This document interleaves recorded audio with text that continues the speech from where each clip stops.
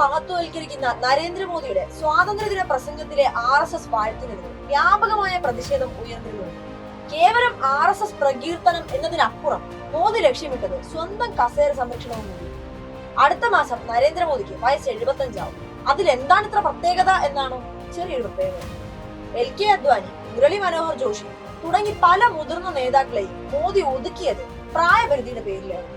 രാഷ്ട്രീയ നേതാക്കൾ 75 വയസ്സിലെത്തിയാൽ വഴിമാറണമെന്ന് RSS തലവൻ മോഹൻ ഭാഗവത് അടുത്തിടെ പ്രസ്താവിക്കുകയും ചെയ്തു. ഇത് മോദിയെ ലക്ഷ്യമിട്ടാണെന്ന് പ്രതിപക്ഷ പാർട്ടികൾ ചൂണ്ടിക്കാട്ടുകയും ചെയ്തു. 75-ലെത്തിയ മോദി കടുത്ത അരക്ഷിതാവസ്ഥയിലാണ്. ഈ ഘട്ടത്തിൽ RSS പിന്തുണ നിർണായകമാണെന്ന ബോധ്യത്തിലാണ് സ്വാതന്ത്ര്യദിന പ്രസംഗത്തിലെ പരാമർശം. നിലപാടിൽ RSS ഉറച്ചു നിന്നാൽ പ്രതിസന്ധിയിലാകുമെന്ന് മനസ്സിലാക്കിയാണ് മോദി കഴിഞ്ഞ സ്വാതന്ത്ര്യദിന പ്രസംഗത്തിൽ ഒന്നും നടത്താത്ത പ്രശംസയുമായി ഇപ്പൊ രംഗത്തെത്തിയത്. ഭാഗവത് മോദി ബന്ധം പലപ്പോഴും സുഖകരമായിരുന്നില്ല. മോദി അമിത്ഷാ കൂട്ടുകെട്ട് പൂർണ്ണമായി BJPയെയും സർക്കാരിനെയും നിയന്ത്രിക്കുന്നത് ഭാഗവത് അസ്വസ്ഥനാണ്.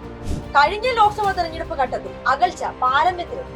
തെരഞ്ഞെടുപ്പിൽ തിരിച്ചടി ഉണ്ടായത് മുതൽ ഭാഗവതുമായി RSSുമായും അടുക്കാൻ മോദി ശ്രമിച്ചു. മാർച്ചിൽ മോദി നാഗ്പൂരിലെ RSS ആസ്ഥാനത്തിൽ ഭാഗവതിനെ കണ്ടു. സ്വാതന്ത്ര്യദിന പ്രസംഗത്തിലെ RSS സ്തുതി സ്വന്തം കസേര സംരക്ഷിക്കുന്നതിന് വേണ്ടി കൂടിയാണെന്ന വിലയിരുത്തലിന് ശക്തിയേറുകയാണ്.